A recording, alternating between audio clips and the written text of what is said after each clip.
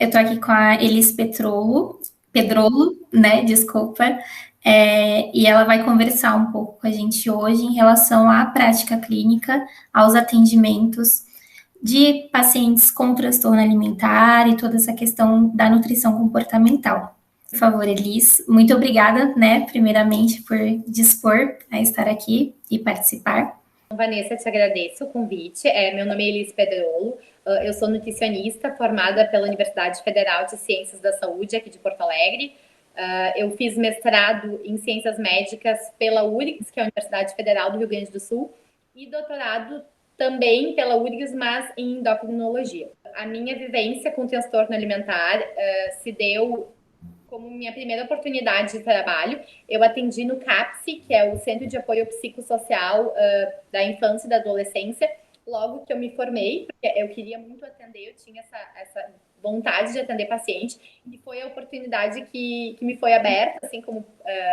enfim, primeira opção, eu trabalhei como voluntária nesse CAPS. Nesse período eu fui nutricionista voluntária, depois eu comecei a atender numa clínica, enfim, aqui de Porto Alegre. E depois passei a atender em consultório particular, que é o que eu faço até hoje. Foi a minha primeira experiência de trabalho. Eu digo sempre que eu aprendi bastante porque foi com os pacientes mais difíceis, né? Que são os pacientes...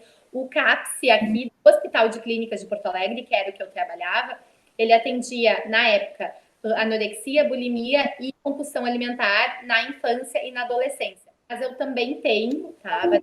Para complementar, que acho que é importante comentar, eu curso de imersão do Ambulim também, de transtornos alimentares, né, em São Paulo. Eu fiz esse curso.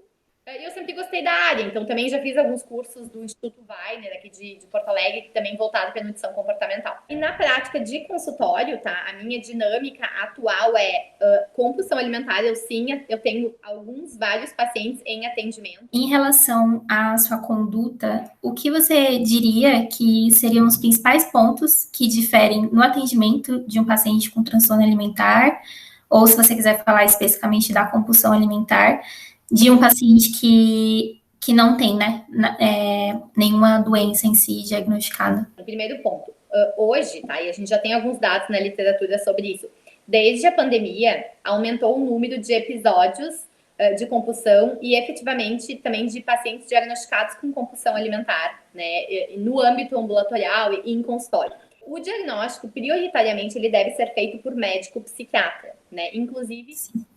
isso é um ponto que eu sempre falo bem importante. Os pacientes gostam de se intitular como pacientes com compulsão alimentar, quando, na verdade, quando a gente vai investigar, muitas vezes é só um comer exagerado. É um diagnóstico bem subjetivo, né, se a gente for se guiar mesmo pelas normativas, mas o que eu sugiro é, se for em encaminhamento de um psiquiatra, do endocrinologista, eu sugiro sempre, aqui em Porto Alegre eu tenho psiquiatras que eu trabalho, que passe por avaliação de um psiquiatra especializado em, quando não é o caso de já ter vindo por um psiquiatra que entende do assunto.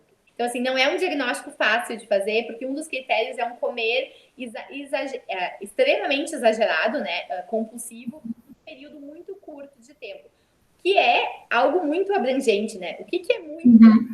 É muito relativo, né? É muito para quem, né?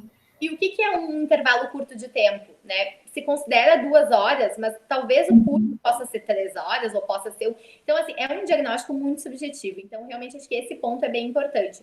No momento que a gente vê realmente que o paciente tem um diagnóstico que fecha para transtorno, evitar condutas mais restritivas, evitar condutas mais impositivas, né? Então, é o que, na verdade, eu trabalho muito dessa forma com todos os pacientes. Mas no caso transtorno, a gente deve adotar uma postura extremamente de acolhimento e não de julgamento. Eu falo que isso a gente deve fazer com qualquer paciente, não importa se é uma gestante, se é um... Tu entende? Mas nesse caso exige um cuidado bem maior, né? Desde a fala. Perfeito, exato. Exige um cuidado ainda maior e redobrado, e também nas palavras que a gente for usar, né? Então, mesmo nesse curso que eu fiz do Ambulinho, eu me lembro de todo um cuidado do tipo, vou dar um exemplo aqui. Por exemplo, uma paciente com anorexia ou bulimia, um dos pontos que eu aprendi nesse curso é a gente nunca fazer elogios. Por exemplo, assim, vamos supor que a paciente começa a ganhar cabelo, tá? Ela estava, uma paciente que estava pesando muito pouco, que estava com algum comportamento purgativo, e ela começa a ela perdia muito cabelo, né, por estar com uma alimentação muito desregrada, por todas as questões do transtorno. De repente, ela começa a recuperar. E daí o elogio. Essa paciente, ela vai receber o elogio como eu engordei, né? Você tá me dizendo que eu tô mais cabeluda? Isso significa que eu tô comendo mais. Porque a maneira que esse paciente recebe o comentário, ela não é a maneira, entre aspas, que uma pessoa sem um comer disfuncional receberia. Então, assim, tem todo um cuidado da gente tentar ser mais neutra, uma postura muito neutra, né? Então, não é nem só sobre comentar sobre peso. E dei esse exemplo do cabelo porque eu acho interessante, né? E daqui a pouco pode fazer. Não é nada óbvio, né? Não é nada óbvio. De repente, tu tá só elogiando porque tu achou que o cabelo da pessoa tá bonito, mas talvez ela vai entender aquela informação de outra forma, né? Sim. Todas essas... Não usar a palavra dieta, não usar a palavra regime, usar outros termos, né? No centro de transtorno, isso já é muito pregado. Eu faço isso com todos os pacientes, né? Eu não falo dieta nem regime, porque eu não combina com a maneira com a qual eu trabalho. Mas quando a gente atende transtorno, isso é ainda mais importante. Então, usar o teu planejamento alimentar, o teu plano de tratamento, outra forma que eu gosto de usar, o teu esquema, o teu esquema de estilo de vida, né? Usar alguns outros termos assim que são mais abrangentes, mais amplos, né? Quando a gente foca só na regime, dieta, que remete à restrição, à proibição, né? Que é tudo que esse paciente ele não deve, enfim, não deve levar à risca, né? Assim. Uhum. E entrando um pouco nesse ponto do planejamento alimentar, como que costuma ser, né? Imagino, né, que seja algo puramente qualitativo, né?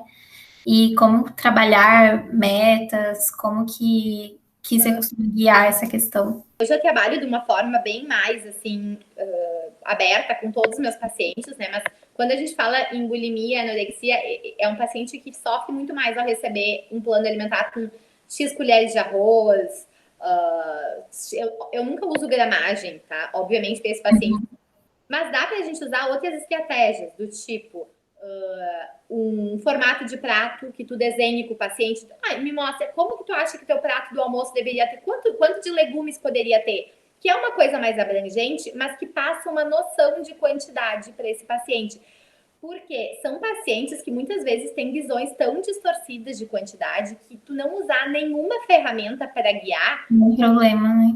Isso é bonito nos livros, soa bem aos ouvidos, mas na hora de dar algum resultado pode atrapalhar, tá? Eu gosto de usar esse, que é o método do prato, que se usa até para diabetes, para paciente com diabetes, que é assim. É realmente a educação nutricional, né? Você tenta fazer isso da forma mais aberta, mais leve, mais que seja intuitiva possível, né? Exato. Então, claro, eu sempre falo, né? E eu gosto de trabalhar dessa forma. Mais importante do que tratar doenças, a gente trata pacientes, né? Então, também não fica tão assim. Transtorno alimentar é uma coisa muito complexa.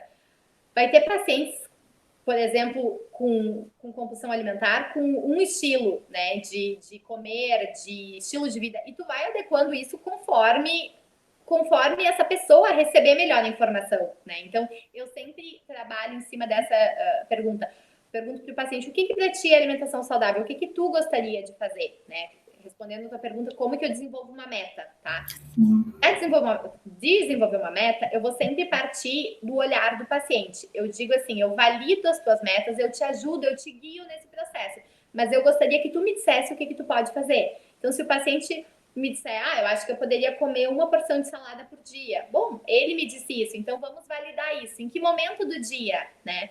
Porque também, às vezes, deixa tão aberto assim, isso gera, o paciente fica perdido, né? Então, se o Trabalha paciente... também com a autonomia e ele se compromete de certa forma, né? Exato. Então, por exemplo, o paciente te fala que ele gostaria de comer uma porção de hortaliças por dia.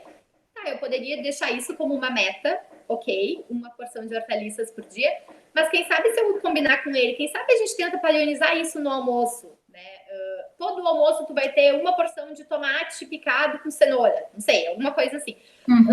Usar metas, né, Vanessa, mais inclusivas do que excludentes. Isso pode se aplicar a todos os pacientes, tanto com transtorno de compulsão alimentar, quanto com bulimia, que agrega valor qualidade e alimentação, né? E eu não estou restringindo. Então, o paciente, esses pacientes todos, tá? Eles têm uma visão muito distorcida e muito restritiva. Talvez se eu for só perguntar, tem um paciente com compulsão alimentar, que geralmente já foi em 20 nutricionistas, já fez tudo que é tipo de dieta, né? O que tu gostaria de fazer? Ele vai me responder, acho que eu vou cortar a Coca-Cola e vou cortar o pão. Daí eu digo assim, olha, as nossas metas, elas vão ser inclusivas, não excludentes. Talvez tu vá diminuir o teu consumo de Coca-Cola e de pão, mas por que não colocar, de repente, vamos incluir um pão integral e incluir uma água de coco ou um suco de uva, né? Sei lá eu.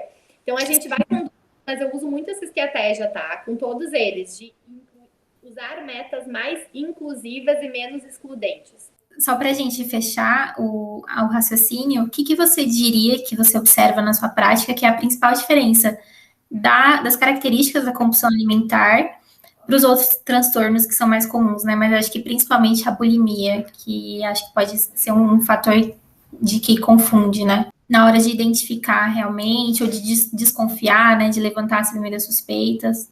A compulsão alimentar, tá? A gente tem uma prevalência muito alta de obesidade. Então, assim, a chance, se tu recebe um paciente com obesidade, tá?